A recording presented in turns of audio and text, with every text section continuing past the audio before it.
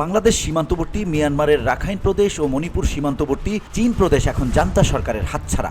বিদ্রোহীদের ধারাবাহিক হামলার জেরে জান্তা সেনার গতিবিধি এখন রাজধানী নাইপিদো, বাণিজ্য রাজধানী ইয়াঙ্গুন সহ কিছু শহরের মধ্যে সীমাবদ্ধ হয়ে পড়েছে। মরণপণ প্রতিরোধ নয়, গত এক মাসে রাখাইন এবং চীন প্রদেশের একের পর এক ঘাঁটি বিনা যুদ্ধে বিদ্রোহীদের হাতে তুলে দিয়েছে মিয়ানমার সেনারা। সেই সঙ্গে ক্রমশ বিদ্রোহীদের প্রতি সমর্থন বাড়ছে জনসাধারণের। এই পরিস্থিতিতে উদ্বেগ বাড়ছে জান্তা সরকারের।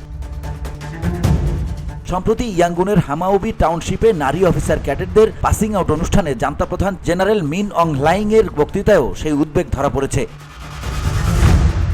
বৃহস্পতিবার এক প্রতিবেদনে মিয়ানমারের গণতন্ত্রপন্থী নেত্রী অং সান সুচির সমর্থক সংবাদ মাধ্যম দ্য ইরাওয়াদি জানিয়েছে, মিয়ানমারের আমজনতার সঙ্গে গুরুত্বপূর্ণ সম্পর্ক গড়ে তোলার জন্য সদ্য প্রশিক্ষণপ্রাপ্ত নারী সেনা অফিসারদের কাছে অনুরোধ করেছেন জান্তা প্রধান মিন অং হ্লাইং।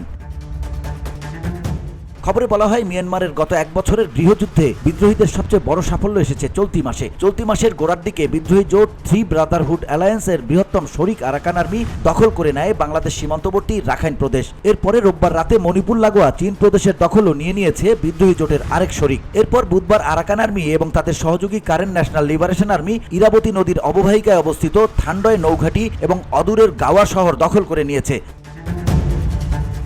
গত 13 মাসের গৃহযুদ্ধে এ প্রথম ইরাবতী অববাহিকায় অনুপ্রবেশ করল বিদ্রোহীরা। গাওয়ার অদূরে সৈকত শহর এনগাপালিতে জান্তা সেনার ওয়েস্টার্ন কমান্ডের সদর দপ্তরও বিনা যুদ্ধে বিদ্রোহী বাহিনীর কবজায় চলে গেছে বলে সূচি সমর্থক গণতন্ত্রপন্থীরা দাবি করেছেন।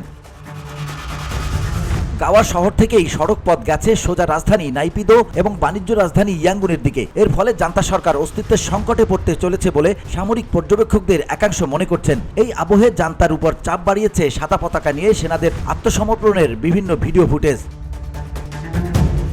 বস্তুত বিদ্রোহীদের ধারাবাহিক হামলার জেরে জান্তা সেনার গতিবিধি এখন নাইপিদো, ইয়াঙ্গুন এবং আরও কিছু বড় জনপদ শিল্পাঞ্চলেই সীমাবদ্ধ হয়ে পড়েছে। কিন্তু বিদ্রোহী জোট সে এলাকাগুলো সহজে দখল করতে পারবে কিনা তা নিয়ে সন্দিহান সামরিক বিশেষজ্ঞদের একাংশ। বিশেষজ্ঞরা বলছেন, মায়ানমারের রাজধানী সহ বড় জনপদগুলোতে মূলত সংখ্যাগুরু বামার জনগোষ্ঠীর বাস। তাদের বড় অংশই জান্তা সরকারের সমর্থক। প্রভাবশালী বৌদ্ধ ভিক্ষুরা এখনও জান্তার পাশে রয়েছেন বলেও জানা গেছে।